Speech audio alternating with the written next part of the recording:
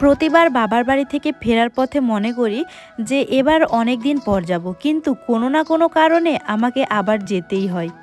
এবার যেতে হয়েছে আমার বোনের কারণে। আমার বোন খুবই অসুস্থ ছিল, আর সেই জন্য আমার আম্মুর এখানে এসেছে, এজন্য আমি গিয়েছি। তো আমরা সকাল সকাল রেডি হয়ে মা মেয়ে বেরিয়ে পড়লাম। তারপরে আমার মেয়ে দেখুন কি অবস্থা, তার নানুনের বাসায় গিয়ে সে মাটি পাক আর বালি পাক সবগুলো নষ্ট করতে শুরু করে দেয় একবারে। আর এইদিকে আমার আম্মু দেখেন আটাগুলো চেলে নিচ্ছে, কারণ আজকে হচ্ছে পিঠা বানাবে। আর এই পিঠাটা আমার খুবই পছন্দ, আমার জন্যই আর কি বানানো। এই তেলের পিঠা ভেজানো খেতে আমার খুবই ভালো লাগে। আর শীতের সময় যখনই মায়ের বাসায় আসবো ততবারই পিঠা খাওয়া হবে। আর সাতপুতি পিঠা আমাদের এখানে জনপ্রিয় হলেও আমার একদমই ভালো লাগে না খেতে।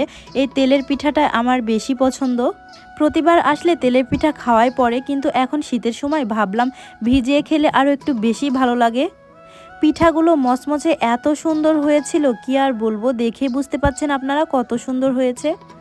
আর আমি পিঠা বানাতে বানাতে খাচ্ছিলাম, এত পরিমাণ মজা হয়েছিল। সবগুলোই প্রায় বানানো কমপ্লিট, এখন ভেজানোর পালা। এটাই ছিল শেষ পিঠা। আর এদিকে আম্মু দুধ জাল করে রাখছিল। আর যে কোনো রসে ডুবানো পিঠা যদি আপনি বেশি করে দুধ না দেন তাহলে একদমই খেতে ভালো লাগবে না। আর আমি ছোট থেকেই দেখেছি আমার আম্মু যখনই পিঠা বানায় গরুর দুধ অনেকগুলো দিয়েই বানায়। আর পিঠার মধ্যে একটু বেশি করে দুধ দিলে আলাদাই একটা স্বাদ আসে খেতে। যে কোনো পিঠার রসে ডুবানোর পরে কিন্তু অনেক ফুলে যায়, আর সেই পিঠাগুলো খেতে আমার ভীষণ ভালো লাগে। আর এদিকে দুপুরে খাওয়া দাওয়া সেরে বিকেলবেলা একটু রোদ বের হয়েছিল। আমি, আমার চাচাতো বোন আর আমার বোন মিলে আমরা বিলে চলে আসি। আমাদের বিলটা এত সুন্দর, পুরো বিল দেখতে এত পরিমাণ সুন্দর লাগছিল, মনে হচ্ছিল যে একদম হলুদে একাকার। দূর থেকে দেখতে আরও বিশেষ করে বেশি সুন্দর লাগছিল।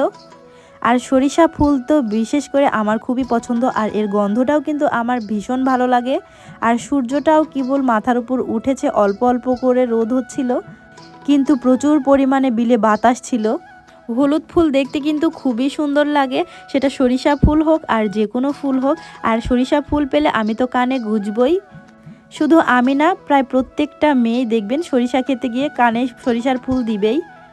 আর তারপর আমরা সরিষা ক্ষেত থেকে এসে পরের দিন সকালবেলা দেখছি যে আজকে আমাদের বাড়িতে আসার পালা। তো আজকে মাথার উপরে এত সুন্দর হয়ে সকালবেলা সূর্য উঠেছে, কি আর বলবো। আর উঠেই দেখছি আম্মু গরম গরম নুডলস তৈরি করছে আমাদের জন্য। এখন বাজারে নতুন আলু উঠেছে, আর নতুন আলুর ঘাটি খাবো না তা কী করে হয়। আমরা উত্তরবঙ্গের মানুষ, আমরা তো সবাই বিশেষ করে আলুর ঘাটি খেতে খুবই পছন্দ করি, সেটা মাছ দিয়ে হোক আর মাংস দিয়ে হোক। আজকে আমার আম্মু মাছের একটা মাথা বের করেছে, এইটা দিয়ে আলু ঘন্ট করা হবে। আম্মু গরম গরম আলুগুলো গেলে নিচ্ছিল। আলুর ঘাটি আমার এতটাই পছন্দ, আলুর ঘাটি থাকলে আমার আর মাংসের তরকারিও লাগবে না। আর বিশেষ করে আমার ফুপু এত সুন্দর করে আলুর ঘাটি রান্না করে। আসলে দাওয়াতের বাড়িতে আলুর ঘাটি রান্না করলে কিন্তু আলাদাই একটা সুগন্ধ আসে।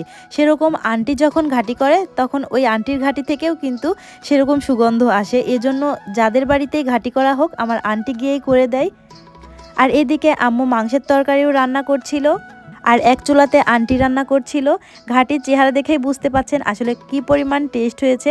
আসলে বলা যায় কি যে যে কোনো তরকারি রান্নার সময় যদি দেখতে সুন্দর হয় সেই তরকারি কিন্তু খেতেও বেশি ভালো লাগে। আর যখন থেকে আন্টি রান্না শুরু করেছে তখন থেকে তো আমি খেতেই আছি, চুলাপাড়ে বসে আছি যে কখন ঘাটি হবে আর আমি কখন খাবো। আর খাওয়া দাওয়া করতে করতে এর মধ্যেই বিকেল হয়ে গেছে, বাড়িতে আসার সময়ও হয়ে গেছে।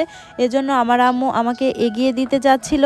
আর বাড়ি থেকে বের হয়ে প্রথমেই আমি আমার চাচি ফুপুদের বলতে যাই, কারণ প্রতিবার আসার সময়ও দেখা করতে যাই, যাওয়ার সময়ও দেখা করতে যাই। তো আমার ভিডিওটা কেমন লাগলো অবশ্যই কমেন্ট করে জানাবেন। আজকে এ পর্যন্ত, সবাই ভালো থাকবেন, আল্লাহ হাফেজ।